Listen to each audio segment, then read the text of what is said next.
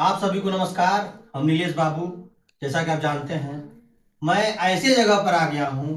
ये देख रहे हैं जो हंसता मुस्कुराता हुआ चेहरा, ये कोई और नहीं है, हमारे बड़े भाई। और इन लोगों के चलते, जैसे कि हमारे देश के सैनिक हैं लोग, ये लोग रात दिन जागते हैं तो हम लोग चैन की नींद सोते हैं और चैन से जहां भी जाना रहता है जाते हैं। तो ये हैं हमारे बड़े भैया संगम यादव जी। भैया, आपका मेरे चैनल पे स्वागत है।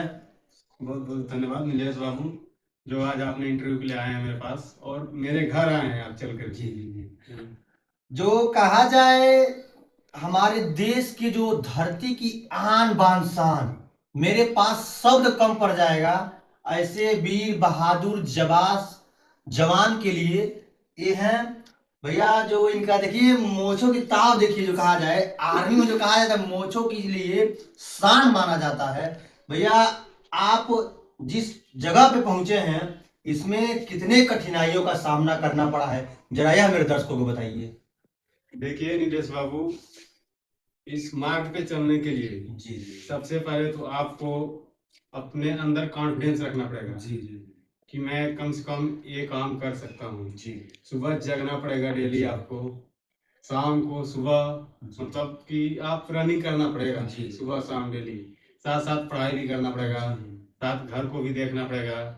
और आजकल के युवाओं के लिए सबसे बड़ा मैसेज ये है जी कि जो युवा हैं मोबाइल के चक्कर में और गाड़ियों के चक्कर में ज्यादा घूम रहे जी हैं। जी तो उनसे यही अनुरोध है कि वो लोग थोड़ा मोबाइल गेमिंग से दूर रहें जी और अपने फिजिकल पर ध्यान दें जी और अपने पढ़ाई पे ध्यान दें। जो भी टाइम आप वेस्ट करते हैं, जो टाइम आप 10 मिनट रील देखने में वेस्ट कर देते हैं, जी उस 10 मिनट आप अपने मोबाइल से ही थोड़ा कुछ पढ़ लो। जी आजकल तो ऑनलाइन तमाम तरह के टीचर्स हैं पढ़ा रहे हैं। जी और जो आपको 10 मिनट मोबाइल रील्स में दे रहे हैं जी वो अपने फिजिकल पे दीजिए। आजकल के युवा क्या है, सुबह 4 बजे जग जाएंगे बिस्तर में जी और रील्स आते देखते हैं। रहेंगे ऐसे ही। और वही 4 बजे जग रहे हो भाई, आप रोड पे चले जाओ, किसी गांव के बगल के ग्राउंड में जाओ, जी 10 मिनट वहाँ रनिंग करो, वॉकिंग करो, अपना अपना फिजिकल फिट रहेगा, अपना बीमारी कोई नहीं होगा। जी। और आप जो भी डिफेंस लाइन में जाना चाहता है उसको तो एक्चुअल में भाई ग्राउंड पे मेहनत करना पड़ेगा।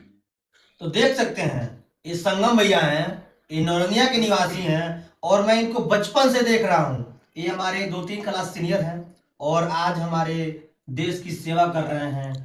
और इनका सिलेक्शन अग्निवीर में हुआ है। और कम से कम साल 1.5 साल के बाद भैया से जब मिला, जब इनके मोछों की ताव देखा, तो वाकई में दिल मेरा गदगद हो गया।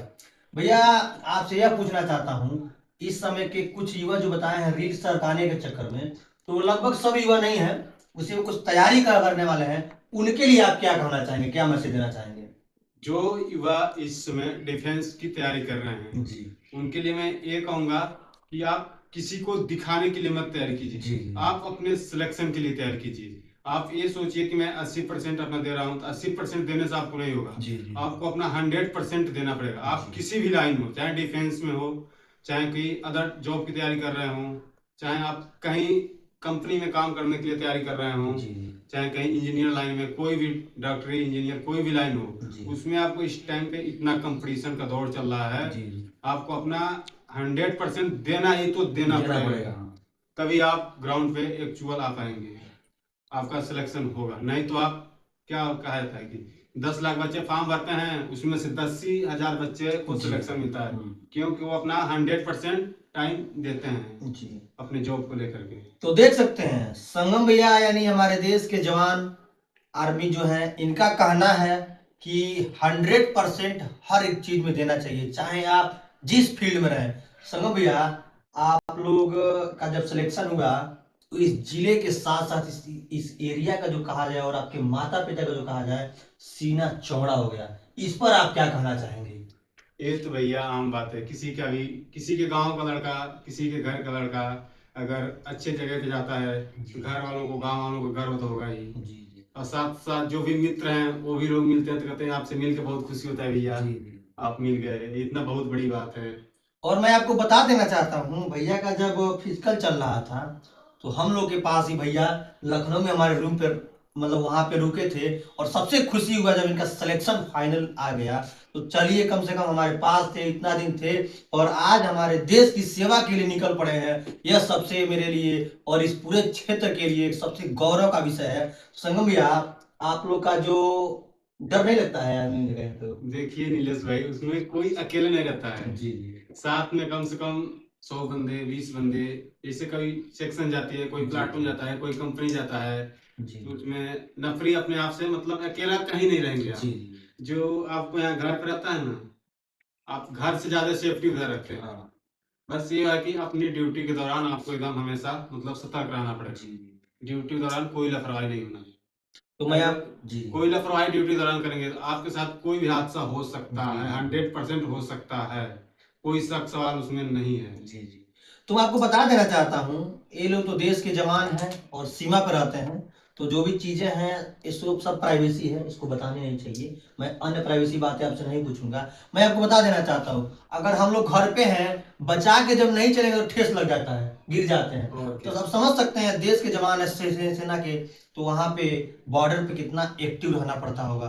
तो मैं आपके जोश और जज्बे को सलाम करता हूँ और मैं यही कहना चाहूंगा अपने दर्शकों को कि आप लोग भी संगम भैया के जैसे ही जो भी चीजें इनसे पूछना रहेगा, आप हमें याद करिएगा या संगम भैया को याद करिएगा। जितने भी युवा डिफेंस में जाना चाहते हैं, इसके लिए भैया हर वक्त खड़े हैं और पहले से भी जी इतने मिलनसार व्यक्ति हैं कि आप जहां भी याद करेंगे, अगर ये घर पे रहेंगे तो आपको आपके पास जाएंगे और आपको उसके बारे में जानकारी देंगे। तो आपको संगम भैया के साथ यह यानी हमारे देश के जवान के साथ यह वीडियो कैसा लगा? अच्छा लगा तो लाइक करिएगा एवं मेरे फेसबुक पेज को फॉलो, यूट्यूब चैनल को सब्सक्राइब करिएगा और इनके लिए आप लोग दुआ आशीर्वाद दीजिएगा कि जितने भी हमारे देश के सैनिक हैं वो सब लोग सलामत रहें, जिससे कि हमारा देश सुरक्षित रहे, हम लोग सुरक्षित रहें। धन्यवाद, नमस्कार।